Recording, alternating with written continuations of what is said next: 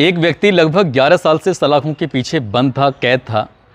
उसने कोर्ट को एक पत्र लिखा और पत्र लिखकर कहा कि मैं साहब इस सलाखों से कुछ दिन के लिए बाहर जाना चाहता हूँ। मेरे बच्चे हैं जो 18 साल के हो चुके हैं, जिन्हें मैंने काफ़ी दिनों से नहीं देखा है, कई सालों से नहीं देखा है। उन्हें एक बार जी भरकर देखना चाहता हूँ, अपने परिवार के सदस्यों से मिलना चाहता हूँ। मुझे कुछ दिन के लिए आप बाहर भेज दीजिए। कोर्ट में जब ये पत्र पहुंचता है तो जज भी ये देखकर हैरान था, परेशान था कि ये इस व्यक्ति को बाहर भेजा जाए कि नहीं भेजा जाए, क्योंकि उस व्यक्ति ने जो जुर्म किया था वो जुर्म वाकई बहुत भयानक था, बहुत खौफनाक था, क्योंकि उस जुर्म की गूंज न केवल हिंदुस्तान में थी बल्कि पूरी दुनिया में फैल गई थी। ये पत्र जब कोर्ट में जाता है तो तब अखबार में खबर छपती है, और खबर अखबार में छपने के बाद एक बार फिर से लोगों की स्मृति पटल पर वही वाकया, वही किस्सा फिर से जब याद होता है तो लोग सोचने पर मजबूर हो जाते हैं कि कोई व्यक्ति जिसको वो इतना प्यार करता हो, आखिरकार उसके साथ ऐसा कैसे कर सकता है। ये कहानी वाकई आपको परेशान कर सकती है, आपको विचलित कर सकती है। आदाब, नमस्कार, सत श्री अकाल। मैं उस्मान सैफ़ी। आज की जो सच्ची घटना मैं आपको सुनाने जा रहा हूँ, ये सच्ची घटना है उत्तराखंड की राजधानी देहरादून की। देहरादून का एक इलाका है प्रकाश नगर। प्रकाश नगर का एक व्यक्ति जो कि सॉफ्टवेयर इंजीनियर है और जिसका नाम है राजेश गुलाटी।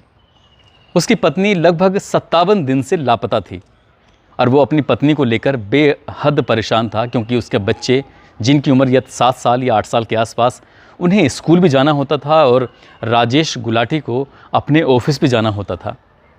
अपने बारे में सोचे या अपने ऑफिस के बारे में सोचे, ये बच्चों के स्कूल कॉलेज को देखे, करे तो क्या करे। उन बच्चों को लेकर वो अक्सर रोने लगता था और बीच बीच में अपने माँ बाप से और साथ ही अपने ससुराल वालों से भी बातचीत करता रहता था कि मम्मी पापा, इस बार तो अनुपमा गुलाटी को गए हुए लगभग 50 दिन से ज़्यादा का समय हो चुका है, वो शायद लौट कर नहीं आएगी, मैं करूं तो क्या करूं। इसकी परेशानी देखते हुए जो इसका साला है SK चौधरी, वो दिल्ली से सीधा पहुंच जाता है देहरादून, और देहरादून में अपने बहनोई के घर जाकर उनसे कहता है कि जिया जी, इतने दिन हो गए हैं बहन को गए हुए, आपने किसी थाने या चौकी में जाकर कोई गुमशुदगी या कोई मुकदमा दर्ज क्यों नहीं कराया? क्या वजह है आखिरकार? आज हो ना हो हम दोनों को किसी थाने में चलना चाहिए और अनुपमा पटेल की गुमशुदगी दर्ज करानी चाहिए। पुलिस इस मामले में बहुत बड़ी मदद कर सकती है। वो कहता है ठीक है। इसी बीच में राजेश गुलाटी नहाने के लिए चला जाता है और उसके आने का इंतज़ार करता है, अपने बहनोई के आने का इंतज़ार करता है। SK चौधरी जब सोफे पर बैठकर इंतज़ार कर रहा था तो अचानक एक मैसेज आता है, और वो मैसेज में लिखा था कि भैया तुम मेरा इंतज़ार मत करना, अब मैं कभी लौटकर वापस नहीं आऊँगी। जब ये मैसेज उसका भाई देखता है तो जैसे ही राजेश बाथरूम के अंदर से निकलता है तो सबसे पहले SK चौधरी उस मैसेज को दिखाता है कि देखो बहन का मैसेज आया है। अभी तक उसका मोबाइल बंद था, स्विच ऑफ था, लेकिन अचानक से अभी उसका मोबाइल ऑन हुआ है और उसमें वो मैसेज लिखती है कि भैया मुझे तलाश करने की कोशिश मत करना, अब मैं कभी वापस लौटकर नहीं आऊँगी। तो राजेश कहता है मैं पहले ही कहता था कि वो नाराज़ होकर गई है और वो हम लोगों से इतना नाराज़ है कि वो वापस लौटकर आना ही नहीं चाहती, लेकिन तुम परेशान मत हो, वो जल्दी वापस लौट के आ जाएगी, इसलिए चलो कोई बात नहीं, अब थाने नहीं चलते। जब बहनोई मना करता है तो साला कहता है नहीं, अब हमें थाने ज़रूर चलना चाहिए, इस मोबाइल को लेके चलते हैं, इस मैसेज को दिखाएंगे और बताएंगे कि 57 दिन से वो लापता है और वो आना नहीं चाहती, तो पुलिस कम से कम उसको ढूंढ कर तलाश कर वापस लेकर आ जाएगी। यहाँ से सीधा पहुँचते हैं थाने और थाने जाकर गुमशुदगी का मुकदमा दर्ज कराते हैं। पुलिस वाले कहते हैं कि आपको परेशान होने की ज़रूरत नहीं है और उसके बारे में कुछ जानकारी, कुछ तफ्तीश करने के लिए हम सीधा घर आएंगे, आप इंतज़ार करना। पुलिस ऐसे बात करती है जैसे क्या उन्हें इस केस से, इस महिला के गायब होने से कोई मतलब ही नहीं था। साले बहनें दोनों घर पहुंच जाते हैं, बच्चों के साथ हम समय बिताते हैं। अभी 2-3 घंटे का समय ही हुआ था कि अचानक से 5 पुलिस वाले घर में आ जाते हैं। अभी जो FIR हुई थी उसी के संबंध में। दरवाज़ा खुलता है, दरवाज़ा खुलने के बाद अनुपमा का फ़ोटो देखा जाता है। उसका जो फ़ोटोग्राफ्स था वो दुल्हन बने हुए फ़ोटोग्राफ्स, अभी कुछ दिन पहले तो शादी हुई थी, उसी के बारे में पता कर रहे थे कि क्या थी, क्या मसला था। उसके बारे में जब पूछा जाता है तो कुछ फ़ोटोग्राफ्स और कुछ जानकारियाँ लेकर पुलिस अब घर से निकल ही रही थी कि उन 5 पुलिस वालों में से एक पुलिस वाले की नज़र पहुंचती है घर के अंदर रखे हुए एक फ्रीज़र पर। वो था डीप फ्रीज़र। डीप फ्रीज़र जो होता है वो अक्सर दुकानों में देखने को मिलता है। बड़ा सा फ्रीज़र होता है, उसके अंदर कोई कोल्ड ड्रिंक रखता है तो कुछ उसमें आइसक्रीम वगैरह रखते हैं। घरों के अंदर कभी भी डीप फ्रीज़र का इस्तेमाल होता ही नहीं है, होता है तो फ्रीज़ का इस्तेमाल होता है। जैसे ही उस पुलिस वाले की नज़र पहुंचती है तो अपने बड़े ऑफिसर से कहता है कि साहब, घर के अंदर डीप फ्रीज़र का क्या मतलब हो सकता है।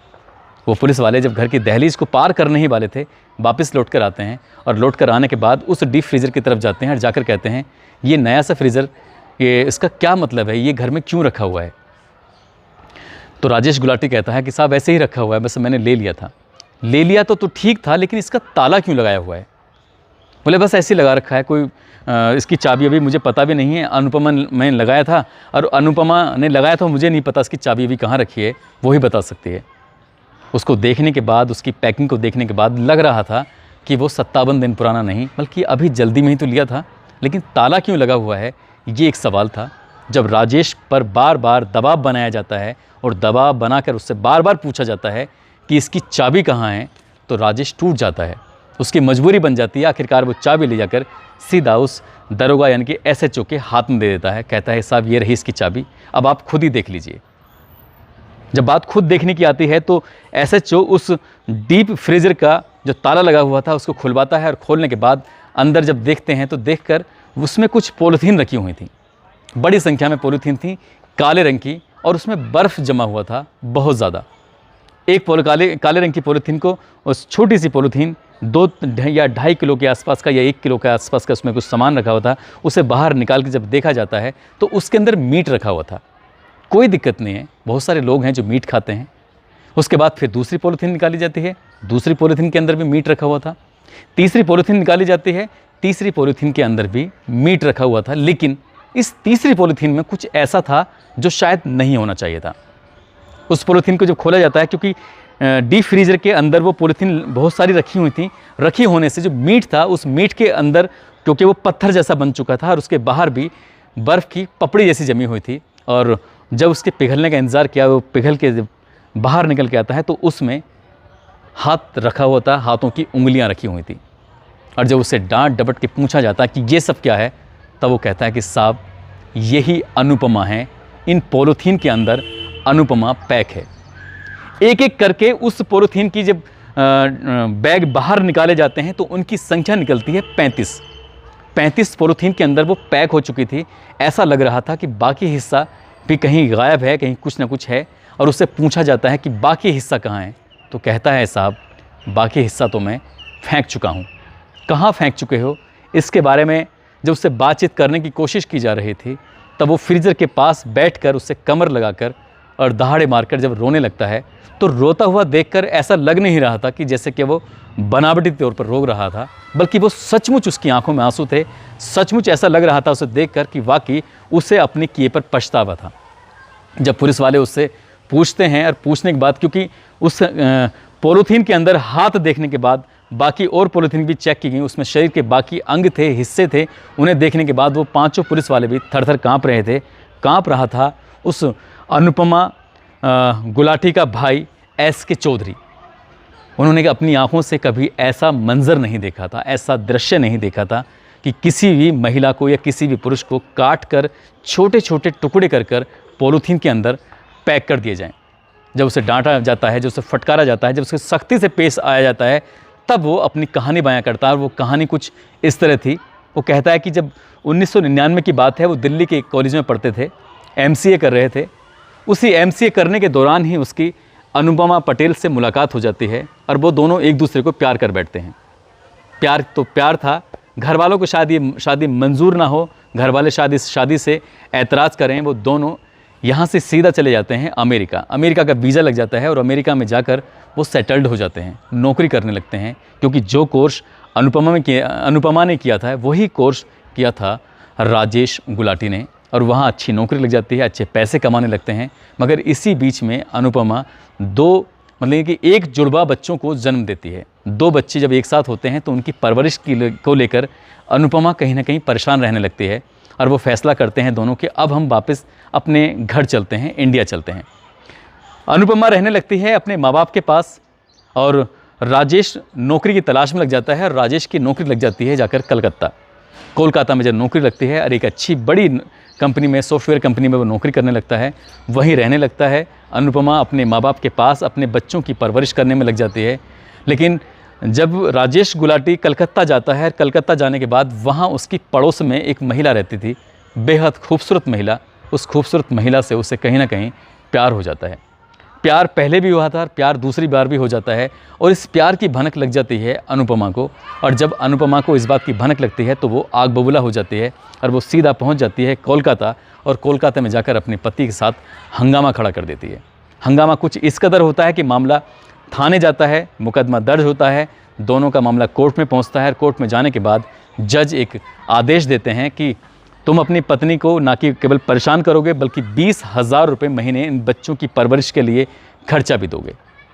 दोनों पति पत्नी आपस में ही बैठकर समझौता करते हैं कि जो भी पीछे हुआ है, जो इतिहास काला है उसको सफ़ेद करने की कोशिश करते हैं, जो हुआ है उसे भुलाने की कोशिश करते हैं, और यहाँ से हम सब कुछ छोड़ छाड़ कर एक नई दुनिया, एक नई ज़िंदगी, एक नए सिरे से अपने आपको शुरू करते हैं। और उसकी शुरुआत करते हैं जाकर सीधा देहरादून में। और देहरादून में वो पति पत्नी प्रकाश नगर में बड़े खुशहाल तरीके से रह रहे थे, मगर पत्नी को जो दिमाग में शक की सुइयाँ अपनी कोलकाता वाली बात पर घूमती थीं, वही शक की सुइयाँ उसको देहरादून में भी घूमने लगती हैं, और वो आए दिन अपने पति से किसी न किसी बात पर झगड़ा करने लगती थी। झगड़ा करते करते हालत कुछ इस तरह से बिगड़ने लगती थी कि दोनों के बीच में कई बार हाथापाई की नौबत भी आ जाती थी। और 17 अक्टूबर 2010 का वो दिन था कि आज बच्चे तो खैर पहले सो चुके थे, लेकिन अनुपमा और राजेश गुलाटी के बीच में कुछ इस तरह लड़ाई होती है कि दोनों के बीच में काफ़ी मारपीट हो जाती है। और मारपीट के दौरान ही राजेश गुलाटी अपनी पत्नी को धक्का जब देता है तो धक्का देने के बाद उसका सर जाकर सीधा बेड में लगता है, और बेड में लगने के बाद वो बेहोश हो जाती है। लगभग आधा घंटा बीत जाता है और उसको होश नहीं आता। जब उसे देखता है कि ये पहले ही एक मुकदमा दर्ज करा चुकी है, ऐसा ना हो कि फिर एक बार फिर से मुकदमा हो, फिर से तुझे जेल जाना पड़े, तो इसलिए वो अपनी पत्नी के पास जाता है तो उसकी सांसें चल रही थीं। और जब उसने उसको मारने की कोशिश की तो मारने की कोशिश के दौरान ही उसकी पत्नी चिल्लाने लगती है। जल्दी से उसका मुंह बंद करता है और घर के अंदर रखी हुई थी रुई, उस रुई को उसके मुंह में ठूंस देता है और पूरी तरह से उसके मुंह को भर देता है। उसके बाद फिर अपनी पत्नी की वो हत्या कर देता है। हत्या करने के बाद बच्चे स्कूल गए हुए थे आज, क्योंकि ये मामला शाम का था, बच्चे दूसरे कमरे में सो चुके थे। वो अपने ऑफिस से आया था, ये तब का वाक़या है। अब ऐसी कंडीशन में उसने अपनी पत्नी की लाश को उठाया और सीधा जाकर बाथरूम के अंदर रख दिया। बच्चे सो चुके थे, बच्चों का अगले दिन स्कूल होता है और वो बच्चे स्कूल चले जाते हैं। लाश अभी बाथरूम के अंदर पड़ी हुई थी। बाथरूम 2 थे, एक घर के बाहर था और एक घर के अंदर वाले कमरे में जो अटैच कमरे में था। उस लाश को उसने देखकर वो परेशान था कि आखिरकार इस लाश को कहाँ फेंके, कैसे फेंके, और वो रात भर मंथन करता रहा, लेकिन उस लाश को उस जगह से हटा नहीं पाता है।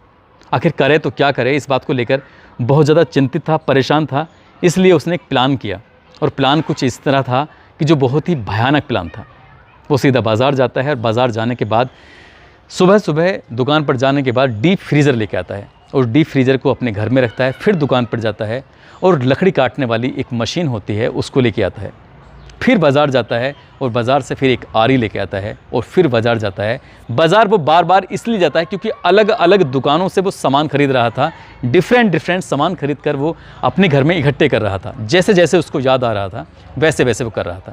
बच्चे रात को सोते थे और वो अपनी पत्नी के उससे पहले ही जैसे डीप फ्रीज़र ला के रखा तो उसने अपनी पत्नी को डीप फ्रीज़र के अंदर ऐसे के वैसे रख दिया और उसकी लाश बिल्कुल बर्फ़ बन चुकी थी, जम चुकी थी। अब उसने रात को जब मौका मिलता था उसको लाश को निकाला और निकालने के बाद पहले उसने उसके पैर काटे, फिर उसने उसके हाथ काटे और उसके शरीर के अलग अलग हिस्सों को काटता था। और काटने के बाद उसने उसी फ्रीज़र के अंदर, डीप फ्रीज़र के अंदर, पॉलीथीन के अंदर वो पैक करता था, रखते रहता था। लगभग 72 पैकिंग होती हैं और 72 पैकिंग में अपनी पत्नी को वो पैक कर देता है। अब इंतज़ार करता है अपने इस बच्चों की छुट्टी का, इंतज़ार करता है वो अपनी छुट्टी का। जिस दिन भी छुट्टी होती थी वो अपने बच्चों के साथ जाता था। देहरादून, मसूरी वगैरह उस इलाके में, पहाड़ी इलाके में जब घूमने के लिए जाया करता था तो वैसे ही 2 या 1 पॉलीथीन साथ लेके जाया करता था और वो पॉलीथीन फेंक दिया करता था। इसी तरह से अक्टूबर का पूरा महीना गुजर जाता है, नवंबर का भी पूरा महीना गुजर जाता है और गुजरते गुजरते वो ऐसे ही अपना काम कर रहा था, इंतज़ार कर रहा था कि जैसे जैसे छुट्टियाँ होती रहेंगी, क्योंकि उस लाश के जो टुकड़े उसने किए थे उस टुकड़ों को पूरा बर्फ़ बन चुका था, उसमें किसी तरह की कोई बदबू नहीं आ रही थी। उसने कोई हॉलीवुड की फ़िल्म देखी थी, वहीं से उसको आइडिया आया था कि किस तरह से अपनी पत्नी की इस लाश को ठिकाने लगाना है।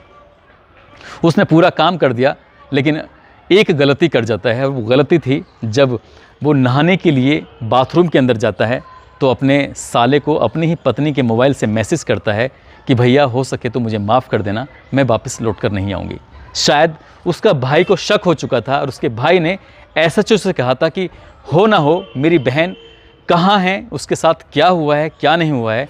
राजेश गुलाटी को अच्छी तरह से पता है, क्योंकि जो काम 57 दिन से नहीं हुआ था, अचानक से उसके पास मैसेज आता है, ये बहुत बड़ी बात थी। क्योंकि पुलिस को पहले ही शक जाहिर कर दिया गया था, पुलिस को पहले ही बता दिया गया था कि यहाँ पर एक ऐसी वस्तु है, डीप फ्रीज़र है, जो शायद सामान्य घरों में क्या बड़े बड़े घरों में भी नहीं मिलता है। पुलिस ने उसको गिरफ्तार किया, उसने अपने इकबालिया जुर्म कबूल कर लिया। पुलिस जब उससे बात कर रही थी तो वो तोते की तरह एक एक बातें बता रहा था। जैसे कई बार पेशेवर अपराधियों के सामने पुलिस को सख्ती से पेश आना पड़ता है, उसे जानने की कोशिश करनी पड़ती है, यहाँ बहुत आराम से एक एक चीज़ वो वैल तरीके से बता रहा था, क्योंकि काफ़ी पढ़ा लिखा था, बहुत फर्राटेदार अंग्रेज़ी में वो बात कर रहा था। लेकिन अपनी पत्नी से वो इतना ज़्यादा परेशान हो चुका था, वो कह रहा था कि मेरी पत्नी जब रोज़ रोज़ के झगड़े करती थी या इवन की मारपीट करती थी, तब मुझे लगता था कि शायद अब पानी सर से ऊपर जा चुका है। मामला जब कोर्ट पहुंचता है तो कोर्ट में जाने के बाद अदालत उसको उम्र कैद की सज़ा सुनाती है। हालांकि इसको rare of the rare case में शामिल नहीं किया, मगर जिस तरह से उसने हत्या के बाद में जिस घटना को अंजाम दिया था, उस घटना की गूंज पूरे हिंदुस्तान में गूंजी थी। शायद ही कोई ऐसा व्यक्ति रहा होगा जिसने 2010 के बाद इस किस्से को कितनी बार नहीं सुना हो, क्योंकि कोई व्यक्ति वो जो कि बहुत ज़्यादा वेल एजुकेटेड हो, उसके बाद वो इतना बड़ा जुर्म आखिरकार कैसे कर सकता है, लाश के 72 टुकड़े कैसे कर सकता है और उसको छुपाने के लिए इतना बड़ा शातिर दिमाग कैसे लगा सकता है। उसने अपनी पत्नी से तो छुटकारा पा लिया, लेकिन कहते हैं कि जुर्म को कितने ही शातिर तरीके से क्यों ना कर लिया जाए, जुर्म कभी छुपता नहीं है। जुर्म छुपा ही नहीं और उसको जेल होती है, उम्र कैद होती है। उस वक्त बच्चे थे 7 या 8 साल के, अब बच्चे वो 18 साल के हो चुके हैं। उसने फिर कोर्ट को पत्र लिखता है, कहता है कि मैं एक बार बाहर की दुनिया देखना चाहता हूँ, क्योंकि वो अमेरिका भी रहा है, वो कलकत्ता भी रहा है, वो दिल्ली भी रहा है और वो उत्तराखंड के देहरादून में भी रहा है, क्योंकि दुनिया के उसने अलग अलग देशों को देखा था, दुनिया के भारत के अलग अलग जगहों को देखा था। एक बार फिर से वो दुनिया घूमना चाहता था, लेकिन कोर्ट ने उसको अनुमति नहीं दी। कोर्ट कहता है कि ऐसे व्यक्ति को बाहर जाने की कोई भी ज़रूरत नहीं है, ऐसे व्यक्ति का सलाखों के पीछे ही रहना सही है। दोस्तों, इस कहानी को, इस किस्से को सुनाने का उद्देश्य किसी को परेशान करना नहीं है, किसी का दिल दुखाना नहीं है, बल्कि आपको जागरूक करना है, आपको सचेत करना है। और जाते जाते मैं आपको बता दूं, 1 सितंबर 2017 को उसको आजीवन कारावास की सज़ा सुनाई गई थी। साथ ही 15 लाख रुपए का जुर्माना उस पर लगाया गया था और साथ ही उस पर 70,000 रुपये राजकीय कोष में जमा करने की बात कही गई थी। वो सब शायद उसने पूरा किया था। लेकिन जो भी है, कभी भी अगर ऐसा आपके साथ या आपकी पत्नी से या परिवार में किसी से आपकी बन नहीं रही है, आपकी ठन रही है, आपको लगता है कि यहाँ ज़्यादा दिक्कत परेशानी हो रही है, तो कोर्ट आपको अलग रहने के लिए परमिशन देता है। आप तलाक ले सकते हैं, उससे दूरियां बना सकते हैं, बहुत सारे तरीके हैं अलग रहने के। इसका मतलब ये नहीं कि आप किसी की हत्या करके उसके 72 टुकड़े करके समाज को एक ऐसा मैसेज देंगे कि जो पढ़े लिखे लोगों से पर यकीन किया ही ना जा सके। अपना ख्याल रखें, सुरक्षित रहें। जय हिंद, जय भारत।